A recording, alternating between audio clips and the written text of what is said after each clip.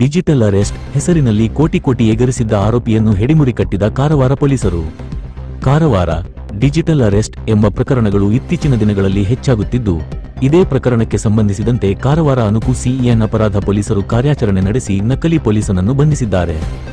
ದಿನಾಂಕ ಅಕ್ಟೋಬರ್ 23, 2024 ರಂದು ಕಾರವಾರದ ವಿಲ್ಸನ್ ಫರ್ನಾಂಡಿಸ್ ಎಂಬುವರಿಗೆ ಒಬ್ಬ ವ್ಯಕ್ತಿ ಕರೆ ಮಾಡಿ, ನಾನು DHL ಕೊರಿಯರ್ ಸರ್ವಿಸ್ ಮುಂಬೈನಿಂದ ಮಾತನಾಡುತ್ತಿದ್ದೇನೆ ಎಂದು ಹೇಳಿ, ನಿಮ್ಮ ಹೆಸರಿನಲ್ಲಿರುವ ಪಾರ್ಸೆಲ್ನಲ್ಲಿ MDMA ಮಾದಕ ವಸ್ತು ಇದೆ, ಹಾಗಾಗಿ ಆನ್ಲೈನ್ ಮೂಲಕ ಕಂಪ್ಲೇಂಟ್ ರಿಜಿಸ್ಟರ್ ಮಾಡಬೇಕಾಗುತ್ತದೆ ಎಂದು ತಿಳಿಸಿದ ನಂತರ ಮತ್ತೊಬ್ಬ ನಕಲಿ ಪೊಲೀಸ್ ಅಧಿಕಾರಿಯ ವೇಷದಲ್ಲಿ ವ್ಯಾಟ್ಸ್ಆಪ್ ವಿಡಿಯೋ ಕಾಲ್ ಕರೆ ಮಾಡಿ, ನಿಮ್ಮ ಹೆಸರಿನಲ್ಲಿರುವ ಪಾರ್ಸೆಲ್ನಲ್ಲಿ ಮಾದಕ ವಸ್ತು ಸೇರಿದಂತೆ ಬೇರೆ ಹೆಸರಿನಲ್ಲಿರುವ ಪಾಸ್ಪೋರ್ಟ್ಗಳು,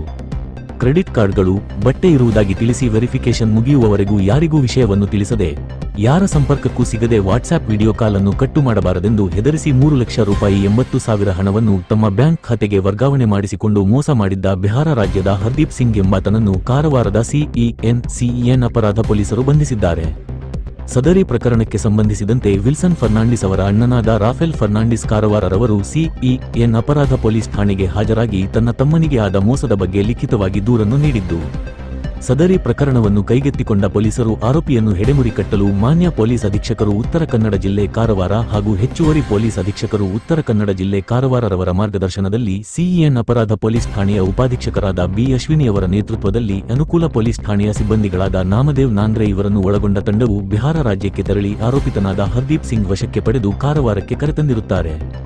ಆರೋಪಿಯನ್ನು ವಿಚಾರಣೆಗೆ ಒಳಪಡಿಸಿದ ನಂತರ ಆರೋಪಿಯು ದೇಶದ ಹಲವು ಭಾಗಗಳಲ್ಲಿ 29 ಸೈಬರ್ ಹಾಗೂ ಡಿಜಿಟಲ್ ಅರೆಸ್ಟ್ ಮತ್ತು ಹೂಡಿಕೆ ವಂಚನೆ ಪ್ರಕರಣಗಳಲ್ಲಿ ಭಾಗಿಯಾಗಿದ್ದು ಇರುತ್ತದೆ.